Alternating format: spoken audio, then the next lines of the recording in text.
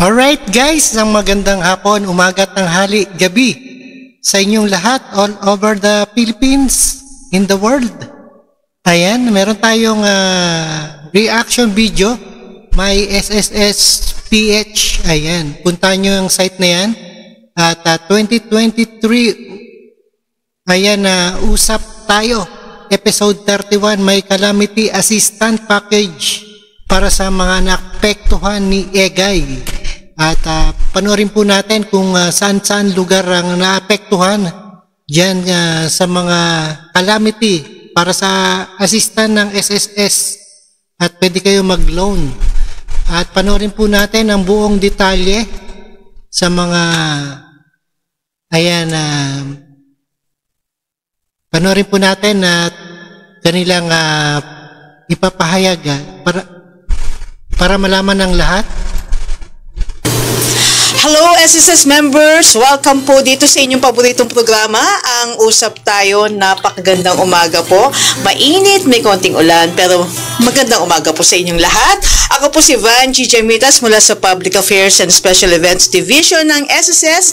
At syempre, isang kapanapanabik na topic po ang pag-uusapan natin. Alam ko mga members, matagal nyo na pong tinatanong tong programa para po sa Calamity Loan Assistance Package po para po sa mga miyembro at pensyonado na naapektuhan po ng Southwest Monsoon and Tropical Cyclone Egay. At dahil dyan, makakasama natin ang eksperto pagdating po sa Calamity Loan. Kasama po natin ngayon si Sir Alex Carlos po mula sa Member Loans Department. Sir Alex, morning po. Good morning po. Good morning Ma'am Blanji. Good morning po sa ating mga viewers dyan sa ating sa FB, sa YouTube, and then sa ating TikTok. Yes, good morning. Sir, maliban po sa FB, live na live din po tayo sa TikTok account ng SSS, sa My SSS PH. Naku, sali ho kayo at magpadala lang po kayo ng mga katanungan ho tungkol ho dito sa Calamity Loan Assistance Package po ng SSS. Okay, sir, ano ho ba tong package o Calamity Loan Assistance Package na ino-offer natin sa mga miyembro? Ito pong ating Calamity Loan Assistance Package or program is para po ito doon sa mga members na nakatira na sa mga affected areas natin. Ito po ay loan or pautang ng SSS na maaari po ninyong malo ng inyong kumbaga equivalent sa inyong 1 month average ng inyong 1 year salary loan o yung last 12 months ng inyong contribution average po na maaari nyo po itong i-loan kay SSS. And then ito po is para sa mga affected areas ng ating na-affected po ng Typhoon Egay. Habang pinag-uusapan natin to, sir, alam mo mga magulang ngayon busy sa brigada eskwela, no? So binabati ho natin yung mga members na parents ho na nakatutok ngayon dito sa ating programa, no? Enjoy nyo lang po yung mga brigada eskwela events, no? So na-mention nyo nga, sir, ito nga isang assistance package na pinagkakaloob po na ng SSS para sa mga naapektuhan nitong nakaraang Egay, no? Okay, sir, if ever ho, magkano po ang ma-avail ng isang member at pensionado dito? Ito po, isang SSS is naglaan po ito ng 2.5 million na pondo para po dito. Ang maaari pong malo ng mga members is yung kanilang average, yung kanilang last 12 months contribution. Ito po is rounded off to the nearest thousands. And then, kung sila po is nasa maximum, for example, maximum po ang kanilang contribution na nasa 20,000, maaari sila makalo ng 20,000. And then, para naman sa ating mga pensioners, ito po is advance na 3 months ng kanilang pension. Kung sila po is tumatanggap, palagay natin ng 10,000 monthly, pwede nilang i-advance yung 3 months ng kanilang pension. Thank you, sir. Sa mga members po na kakagising lang ngayon, sir, no? Mga nagkakapiho, no? Po, at ngayon lang mag-tune in, ang pinag-uusapan po namin ay ang Calamity Loan Assistance Package para po sa mga members at pensionado ho na naapektuhan nitong nakaraang Egay, no? Kung may mga katanungan no, makisali po at tutulungan ho tayong sagutin niya ni Sir Alex Carlos po mula sa aming Member Loans Department. At syempre, sir, live na live din ho tayo sa FB page at of course sa aming TikTok account. Okay? Sir, na-mention mo na kung ano itong package na to. Ano po ba ang mga qualifying conditions para maka-apply dito sa ating club?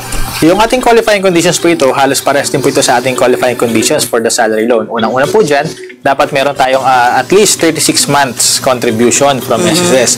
And then yung last 6 months po dapat dito is within the 1 year from the date of application. For example, ngayon po is August, dapat meron po kayo at least 6 months from August 2022 up to July 2023 para po ma-qualify po sila doon. And then, dapat po meron din silang my.sss account kasi po ang filing ng ating CLAP EGAY ay through online.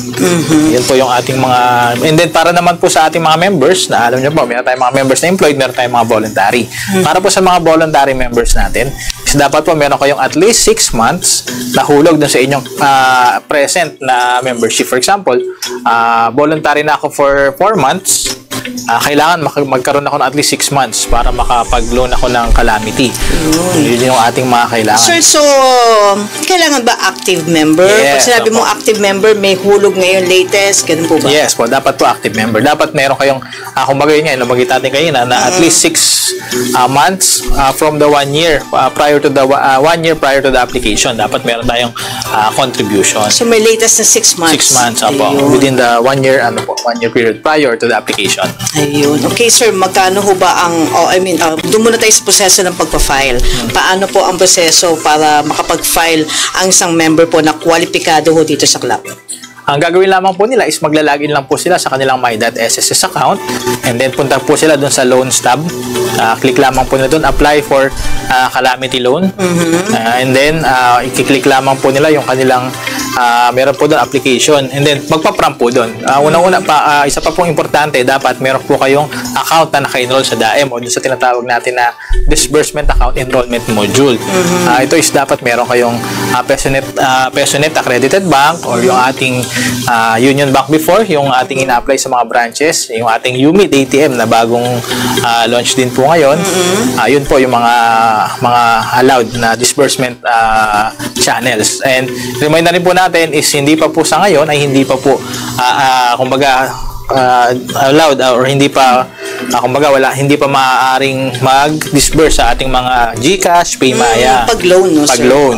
Po. Pero sa ibang benefits po pwede po 'yun. Pero sa loan po sa ngayon hindi pa. So dapat PESONet Bank account. Yes, PESONet Bank and then yung ating UMID ATM tsaka po yung Union Bank Quick Card before na kung mayroon silang Quick Card before na in-apply sa ating mga SSS branches. So maliban sa latest na hulog 36 months with at least 36 months na sir, kailangan po may my.sss account na. Yes, and then meron naka-enroll na rin po sa DAEM. Oo, so para dire-diretso. So pagkatapos mo basahin yung guidelines, i-check mo kung register ka na sa my.sss. Kung hindi ka pa register, gumawa ka na ng account. Tama po yun. At pagkatapos mag-enroll ka na din ng DAEM account. Yes po. And then, importante din po na kung, for example, meron silang DAEM before na naka-enroll, siguraduhin din po na ito is active. Kasi may mga instances po na meron silang DAEM before, pero yung pala, inactive na or close account na pag kumbaga pag nag-disburse ang SSS. Alright, double check nyo yung SSS nyo, baka hindi na active yan at sayang lang ang pag-apply dito sa My Calamity Assistant Packages. Pupunta pa rin po siya doon and then makikita po lang po ito ng bangko na close na, ibabalik lang sa atin yung pondo. Ibig sabihin po na matatagal yung proseso kasi hihintayin pa natin ulit ma-cancel o mawala yung inyong in-apply na calamity loan para makapag-refile po kayo ulit. Totoo yan, sir. Marami tayong mga ganyang queries, mga requests for assistance na, nag-file naman ako ng loan, okay naman yung my.sss ko, bakit hindi ko pa rin natatanggap? Yung pala, sir, no? Hindi active yung account, no? Inactive yung account or close na, dormant na, may mga ganong cases po kasi. Tip number 1 sa mga members, no? Siguraduhin active po ang my.sss account nyo at siguraduhin din pong active at sa inyo yung enrolled bank account nyo sa SSS or maging yung GCash nyo, yung mga e-wallet nyo, sir, no? Hindi pwedeng makiki-e-wallet ka, no? Pero muna ng GCash mo, ito re-register ko sa SSS. Hindi po pwede. Yes po, tama po yan. So, X yun.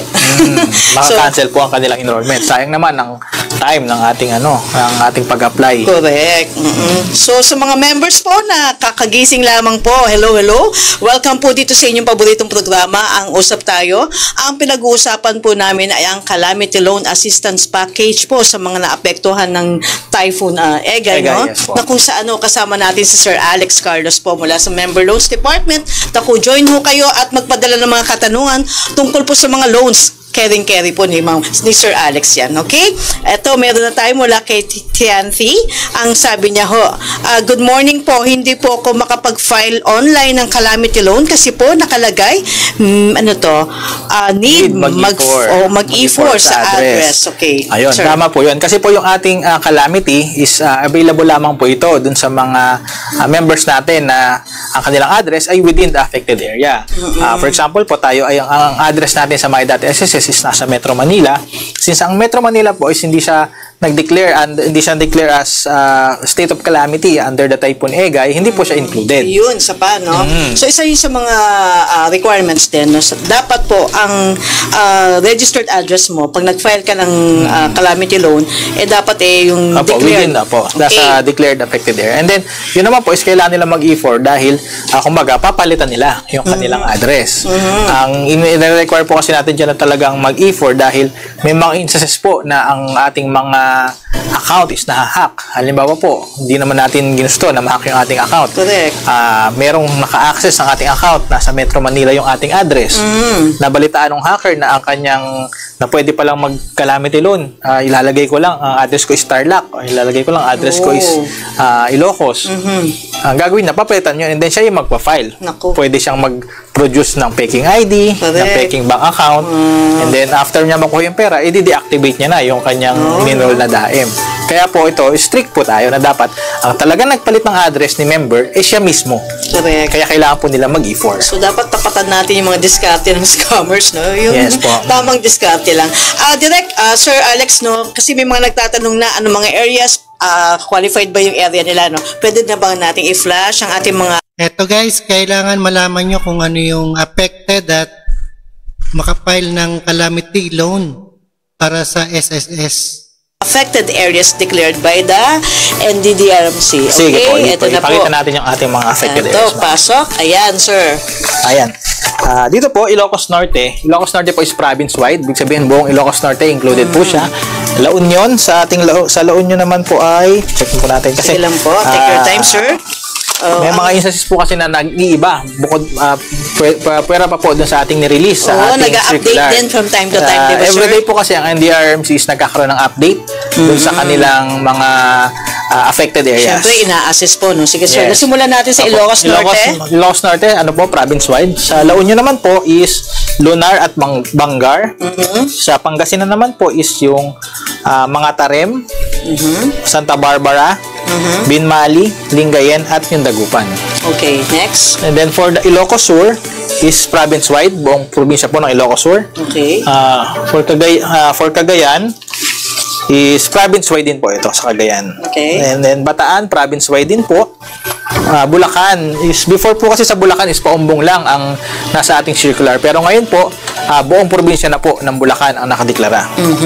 Then sa Nueva Ecija, Saragossa po sa Nueva Ecija ang included. Sa Pampanga po ay province-wide na rin po sa Pampanga. Sir, pag province-wide, kabuuan? Yes, okay. Kabuuan po. Buong probinsya ng Pampanga. Okay, tuloy po, sir. And then sa Tarlac, before po kasi is Kamiling. Kamiling lang kasali. Ngayon po kasama na ang Ramos, Paniki at ang Moncada. Okay, next. And then sa Zambales po, province-wide sa Zambales ang kasama po dyan. Cavite, province-wide na rin po ito sa Cavite.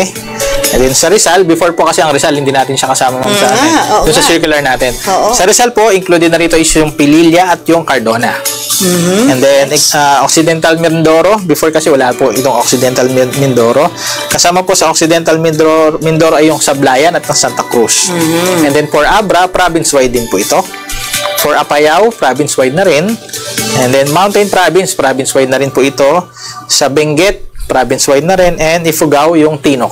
Tinok from okay, Ifugao. so ito po yung latest and updated list of covered areas so apektado ng Typhoon Egay. Tapos ito po, siguro Ma'am Banji later, magkakaroon din po tayo ng parang art card natin, yung ating update sa ating Facebook page. Kaya from time to time, mag-check po sila ng ating Facebook page para po doon sa updated list of affected areas. Yes, kaya dapat po laging tumutok at dito lamang po mag-follow and subscribe sa aming SSS FB page, no? Ang Philippine... Alright, yan na. Nalaman nyo kung saan pwede, kung sino-sino ang pwedeng mag-loan ng calamity na ayan na naapektuhan ni Egay, ng Bagyong Egay, nakaraang Bagyong Egay. At panoorin po natin at subaybayan po.